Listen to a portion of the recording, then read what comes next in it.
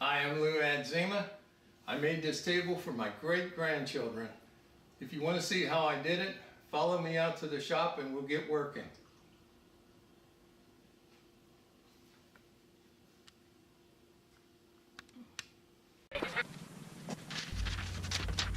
I made this paper template to recheck the wood as I was putting it together, so I kept the shape the same. So here I'm just cutting out the outline and see if it's going to fit on the wood.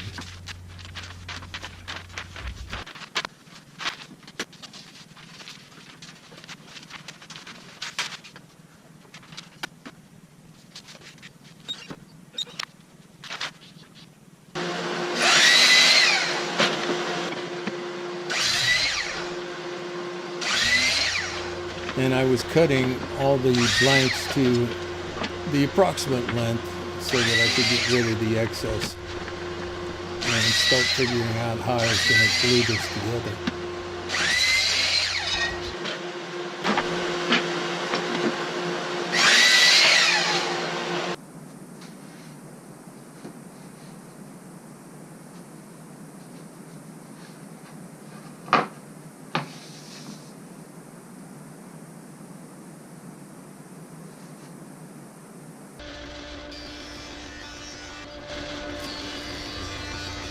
I jointed one edge of all the boards.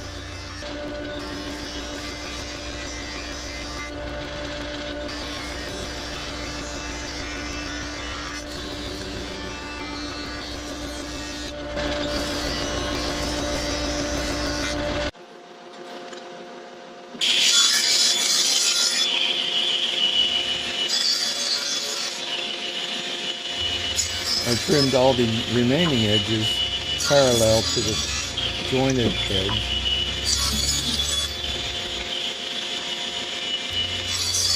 Then I jointed those edges and prepared to glue the segments together.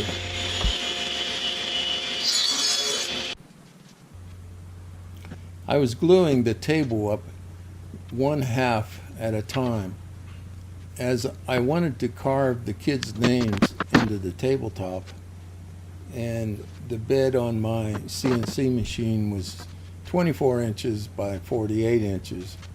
So I had to cut each name in half the table.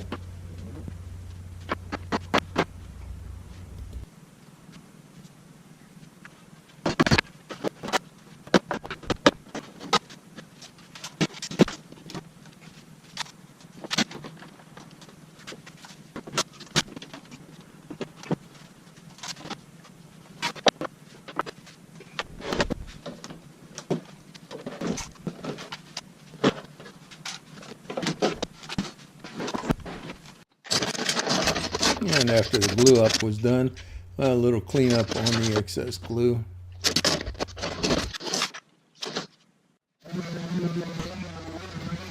Touch up with a sander.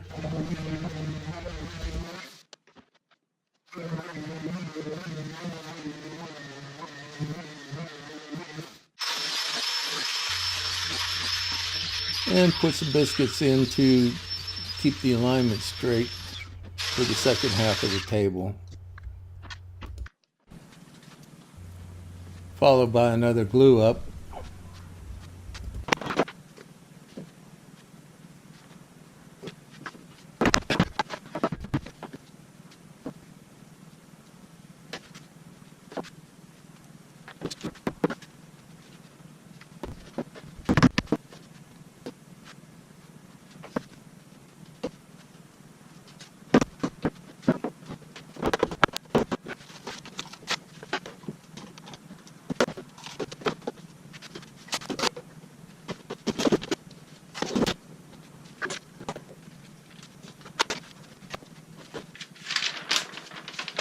I sanded both sides of the table with 60 and then 120 grit paper, and I just put the paper back on here, the outline, to see if it fits. I had to trim it down a little bit because of the joining of the boards. I lost a little width, but it'll be fine.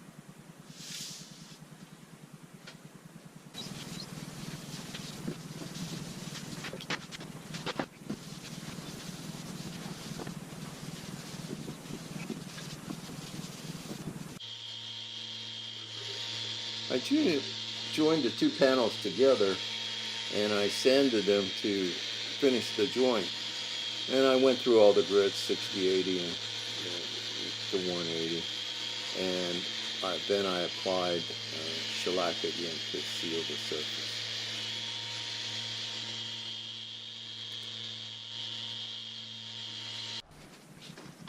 With the sanding completed, I reapplied the shellac to the center area that was sanded.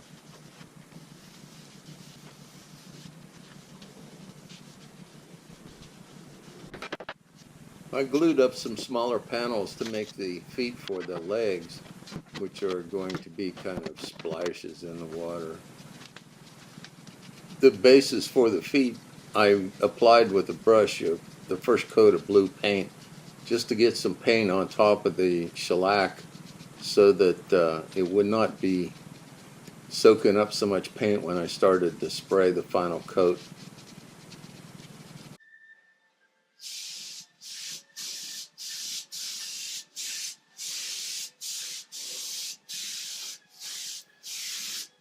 I started painting the bases for the feet, which are the yellow portion.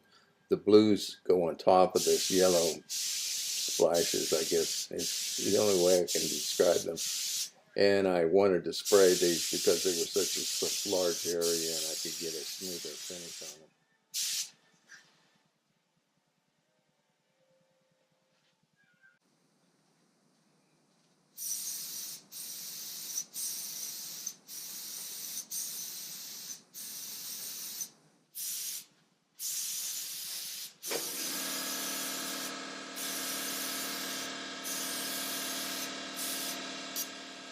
And once again, back putting another coat on them.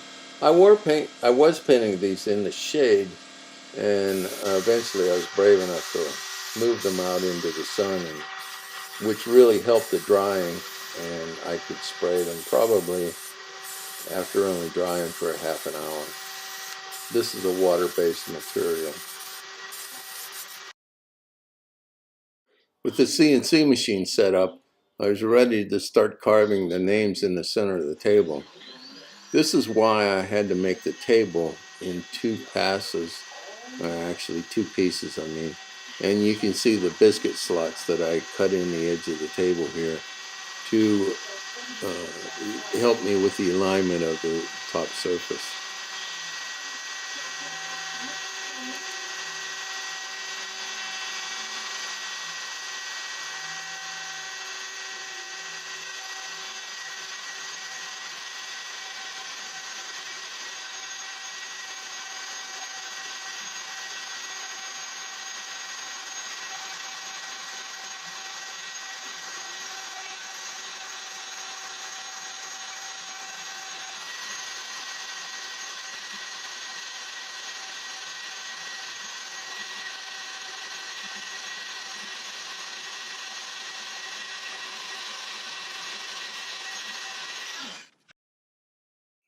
Then it was Sister's turn to have her name carved.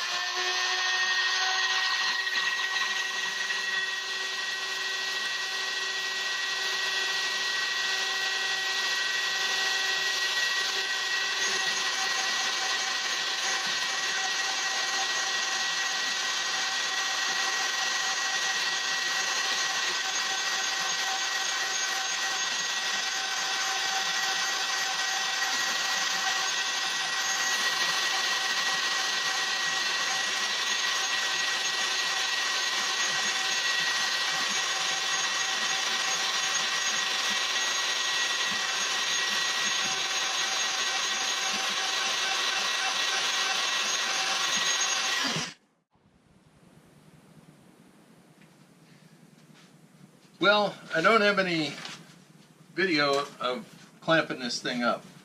I got rust the other night and didn't have time to set it up. But here it is. It's glued together. Let's take it apart and look at it.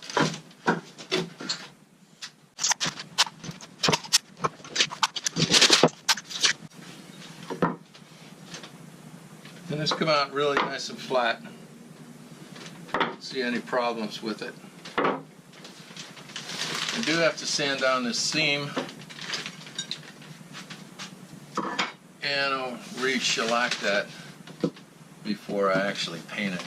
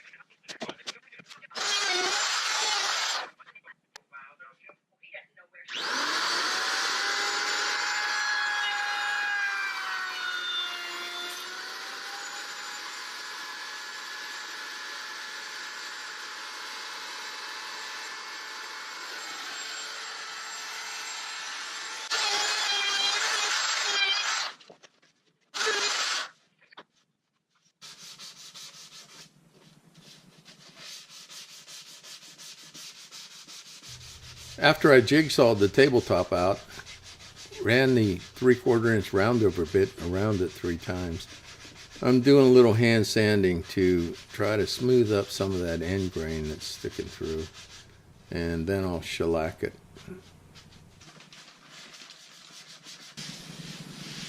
Cleaned up the back a little bit. I'm going to put a coat of shellac on it. Actually, it's amber shellac. It's a darker color than what was clear on the top, but I want to seal this so that you know, there's no wood movement in it.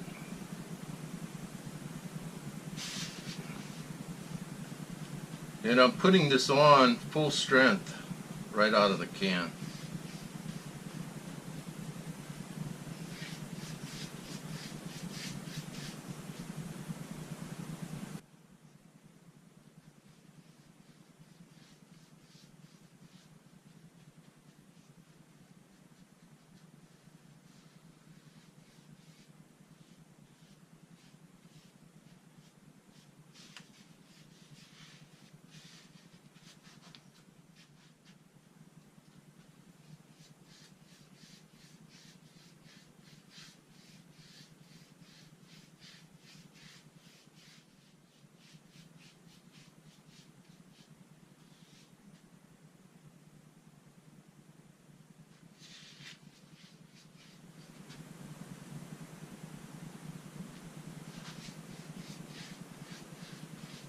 So okay, you can see I turned this around. The other day I had a friend come over to the shop and we were talking about finishes and how to build them up and what the best way to do this was. And I was explaining the shellac thing and using either clear or this amber color depending on what the project is. And he asked me, he says, well, how long have you been doing that? And when I thought about it, I realized that the answer to his question was probably 60 years. Because I was, the first time I did shellac was with my sister Esther. She had built a house next door to my mother and I, and Esther and I shellacked the doors. And the way we did it was we put a coat of shellac on, and then we'd buff it with steel wool, which was the trick at the time. So that was kind of my intro into shellac. And I was probably about 14, somewhere like that, junior high or high school. I can't even remember. It's been such a long time. But yeah, it's such an easy product to use, and people really tend to shy away from it because they think it's so old-fashioned. But I'm trying to keep off any run over on the edge so it doesn't darken it. But it's really a great product. It's so easy to work with. You thin it and make a little pad, and you can kind of French polish with it. Thin it down, and it dries really fast. When you first put it on, though, it will raise a grain, and but that's a good thing because, like I said, it dries so quickly, and you can just buff those little nibs off and either put another coat on, or the other thing is you can basically put anything on top of this. It's just absolutely great. And that's what I'll do with this. I will seal this with lacquer or some polyurethane or something like that, which I'll spray on. But with the back shellacked, we're ready to start masking the top to paint the blue in. And what I want to do is kind of create a water splash or something. This orange tape that I'm using to start this masking is a vinyl tape that's made for the automotive industry, and it's used to create fine lines, and it stretches around the curves very well. It also doesn't allow the paint to run underneath of it. Part of the design of this table that I saw on the web had little fish in the corner swimming in the water. My wife Deanna found this design on the web and was making some corrections to it to refine it a little bit. The machine we're using to cut this is called a scan and cut, and it's used for cutting fabric and paper images. It has a library of stuff that comes preloaded on it, but you can also scan images, and that's what she's going to do with this after she masks off some of the stuff that we don't want. She's using a product called Oracle, and it's a masking paper that I have for cutting on a CNC machine. Similar to contact paper, but it really sticks well.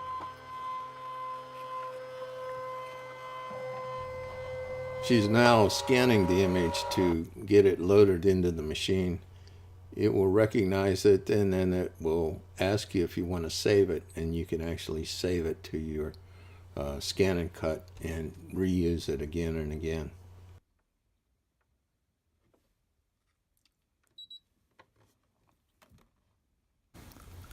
She's created a layout of 6 images, and we're now going to cut it in the Oracle contact material. The Oracle we had to actually tape down to the transport paper to get it to stick well enough.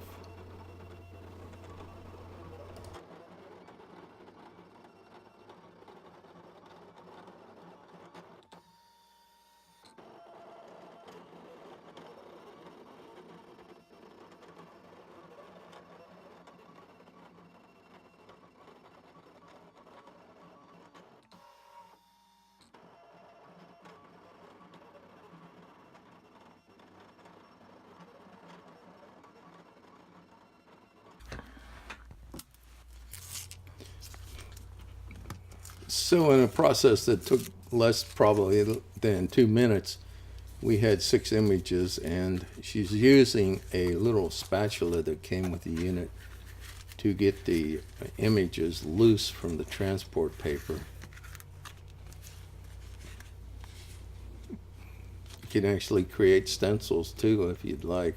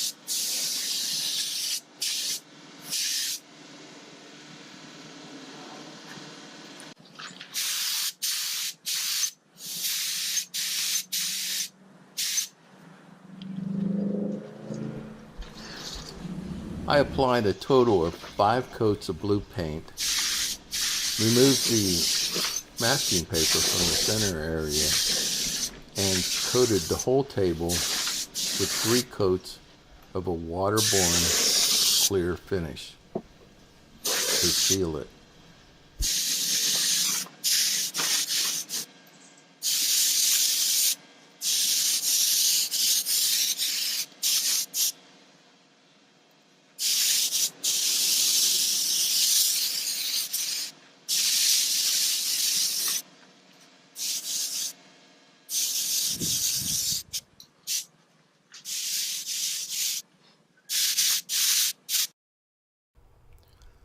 So here's the finished table.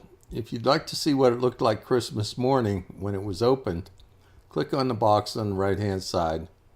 Thanks for watching, and please subscribe and share this video if you liked it.